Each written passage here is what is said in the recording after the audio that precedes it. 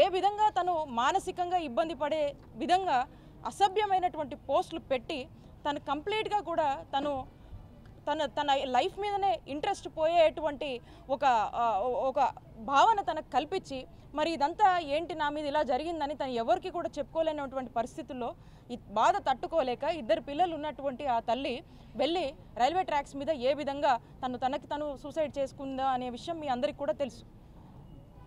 ఆ కుటుంబానికి ఈరోజు ముఖ్యమంత్రి గారు తను జగనన్న ఇచ్చినటువంటి సంక్షేమ పథకాల వల్ల చాలా సంతోషంగా ఉండి ఎక్స్ప్రెస్ చేసినందుకు ఈ విధంగా జరిగిందని మా అందరినీ కూడా ఇక్కడికి పంపించి ఈ కుటుంబానికి ఒక ధైర్యాన్ని నింపి వారికి ఒక భరోసాని ఇచ్చిరమ్మని చెప్పి మా అందరినీ కూడా పంపించడం జరిగింది.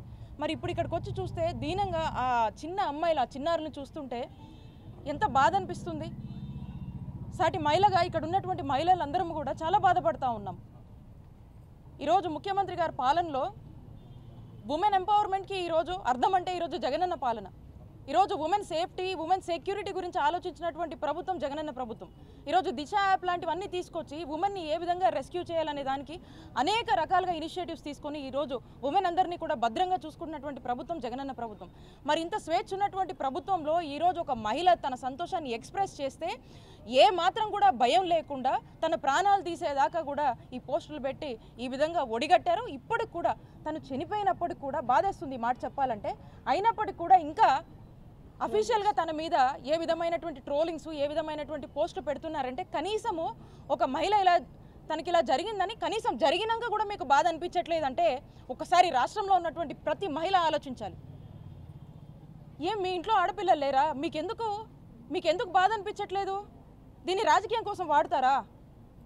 పద్ధతిగా ఏమన్నా చేయాల్సింది ఉంటే ఏదన్నా పాలసీలు ఉంటే మాట్లాడండి. వీటిని రాజకీయం చేస్తారా? అంటే మీకు ఏమీ దొరక్క ఓటమి భయంతో ఈరోజు టీడీపీ వాళ్ళు ఇలాంటి అంశాలను కూడా ఒక చావును కూడా శవరాజకీయాలుగా ఏ విధంగా వాడుకుంటున్నారో మరొకసారి చంద్రబాబు నాయుడు గారు టీడీపీ వాళ్ళు ఈ విధంగా నిరూపించారు వాళ్ళ యొక్క మూర్ఖపు బుద్ధితో. చాలా బాధేస్తూ ఉంది. ప్రభుత్వము ఈ విషయం తెలుసుకున్న వెంటనే ఇక్కడ ఉన్నటువంటి ఎమ్మెల్యే గారు కావచ్చు, భార్గవ్ గారు కావచ్చు, ఉమెన్స్ కమిషన్ నుంచి పద్మ గారు కావచ్చు, మేమంతా కూడా వచ్చి ఈ కుటుంబానికి ఒక ధైర్యాన్ని ఇవ్వడానికి వచ్చాము.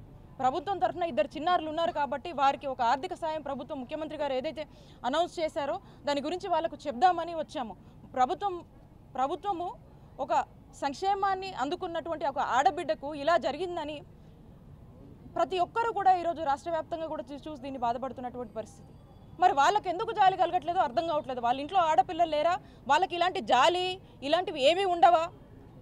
ఖచ్చితంగా లేనంటే అనిపిస్తూ ఉంది. ఎందుకంటే ఈ ఎపిసోడ్ చూసి ఇప్పటికీ మన మధ్య లేనటువంటి వ్యక్తి మీద ఇంకా కూడా చేస్తున్నారంటే ఎంత దారుణంగా వాళ్ళ బిహేవియర్ ఉంది అని, ఎంత మూర్ఖంగా వాళ్ళు ఆలోచిస్తున్నారనేది మనకు స్పష్టంగా అర్థమవుతుంది. కాబట్టి దీనికి సంబంధించి ఎవరైతే దీంట్లో ఈ ట్రోలింగ్స్ కావచ్చు, ఈ సోషల్ మీడియాలో ఈ విధమైనటువంటి వాటికి పాల్పడ్డారో వాళ్ళందరినీ ఇప్పటికీ కూడా పోలీస్ యంత్రాంగం దీని గురించి పనిచేస్తూ ఉంది. కొంతమందిని ట్రేస్ అవుట్ చేశారు. ఖచ్చితంగా వీళ్ళ మీద కఠిన చర్యలు ఉంటాయి, కఠిన చర్యలు తీసుకుంటాము.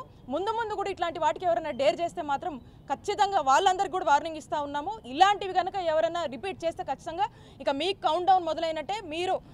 మీకు తగిన గుణపాఠం ఖచ్చితంగా పోలీసులు చెప్తారు.